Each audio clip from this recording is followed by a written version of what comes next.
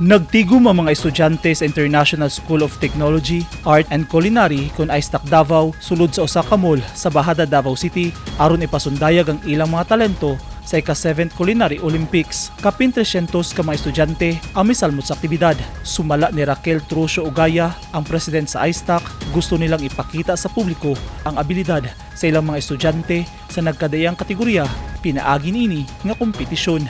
Per team sila, per team. So per specific skill. So competition para sa cooking, plating, like the vegetable carving, bartending, and cake competition.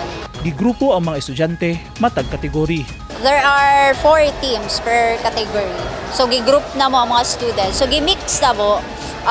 It doesn't mean ang scholars o mga regular separate team sila. So giano na mo sila gi-merge, no? So naka-mix ang mga students. Certificate o plaque ang madawat sa mga mudaog nga mga estudyante sa kompetisyon.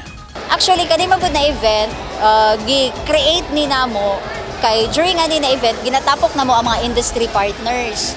When you say industry partners, mga future hotels, restaurant, bar, kung asa among estudyante future magtrabaho. So actually mga partner namo na industry sa OJT among gina-invite na nag-judge at the same time kay gusto namo i-showcase ang ilahang skills, no? Makita nila mismo kung unsa ang mga output sa amo ang mga students. Alas 10 kaganyang buntag gisugdan ang aktibidad ug natapos alas 6 sa gabi. Eugene Hinutan, Newsline Philippines. Stay safe.